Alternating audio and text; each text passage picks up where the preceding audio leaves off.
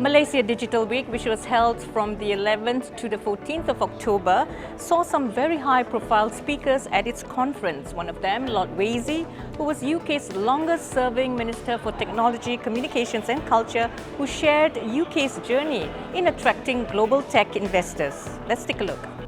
In an exclusive interview with Lord Ed Vaizey, UK's longest-serving former Government Culture and Digital Minister, Vaizey spoke at length on UK's digital journey when David Cameron became Prime Minister more than 10 years ago.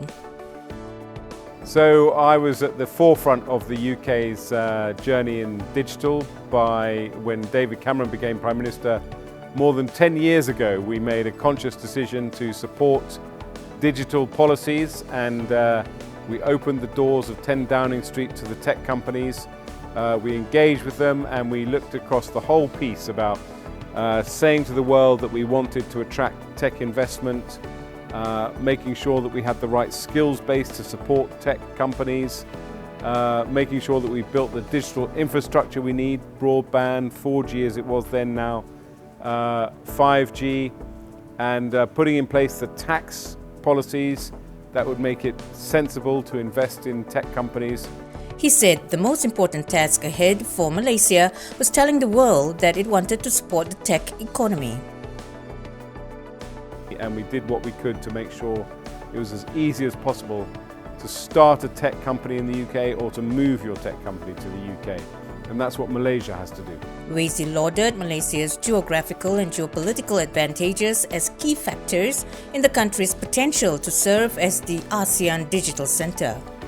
I think Malaysia is doing really well. It's got a thriving digital economy and it's not about the UK teaching anything to Malaysia, it's about the UK and Malaysia exchanging views and experiences and learning from each other. But I think the other thing that Malaysia has is real ambition, a real focus on the digital economy, a real ambition to be the Asean hub for the digital economy, and I think that makes it really exciting. One of the things that makes a country a good place to invest is competition. On that note, Vaizey said that in the UK, they were always looking over their shoulder at France or Germany. Hence, it was important for Malaysia to be aware of what Singapore or Indonesia was doing. It was good that these countries cooperate, but it was also good to compete in order to attract investment. Vaizey was then asked on what Malaysia can do to attract global tech investors into the country.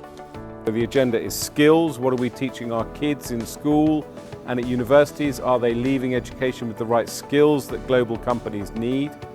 Immigration. How easy is it for these companies to move their people to Malaysia to work for them in Malaysia? Do you make it as easy as possible to come here and work here as well? Have you got the infrastructure, the broadband and the 5G that these companies need to move their data around? Have you got the right regulation that means that the applications they use are properly regulated but aren't stifled by regulation? All of these are very much part of the agenda that you need to focus on. But what reinstates Malaysia as a hub for tech investment are tax breaks. Yeah, I think it's important to have the right tax environment. If you're a global company, you by definition can base yourself anywhere. So if you're a global company that's expanding out of the US or Europe, say, and you want to expand into Southeast Asia, you're going to look at the tax structure of every country in the region and say which is the best country to base ourselves in to minimize our tax liability. That's just the way that the world works. Penang is the 5th and Kuala Lumpur is the 6th most innovative cities in Southeast Asia after Singapore, Ho Chi Minh City, Vietnam, Jakarta, Indonesia and Bangkok, Thailand, according to Tom Chambers, innovation consultant at Collective Campus. So, what is setting Malaysia back from being the to-go tech destination in the region? I think Malaysia is not well known as a tech destination, so I think a bit of public relations is important. I mean, as I have said before, if you think about Southeast Asia from a European perspective, we always talk about Singapore.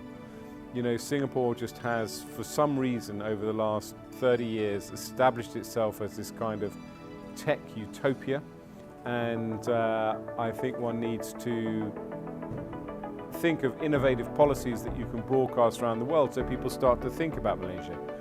You think about a country like Vietnam, which more and more people are talking about, you know, as China has been in lockdown, people have been talking about, do I move my tech manufacturing to a country like Vietnam, but they're not saying, should we move it to Malaysia? So I think you need to raise your profile as part of your initiative to attract more tech investment.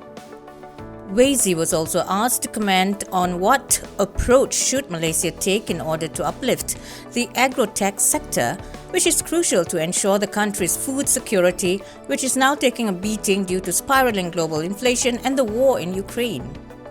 Well, agriculture is a very exciting tech sector because obviously you can use tech to monitor your crops and to gather data on what works and what doesn't work in terms of farming and monitor your livestock. So farmers themselves should be adopting technology as much as possible. You can use satellites to keep an eye on ecosystems as well.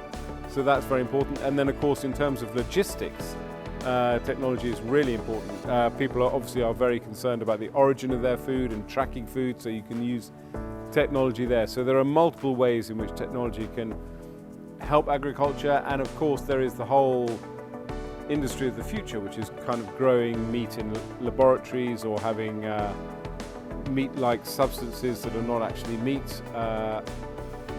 It's all very exciting. And agri-tech, funny enough, because we don't have enough farmers who are politicians or enough farmers who are technologists, does not get enough prominence in terms of its incredible importance to our economies. Some very honest points brought up by Lord Vaizey, especially in terms of Malaysia providing a very friendly tax environment for investors and rising up to healthy competition, especially among countries in the region, including Singapore. I'm Anne Edwards for The Vibes.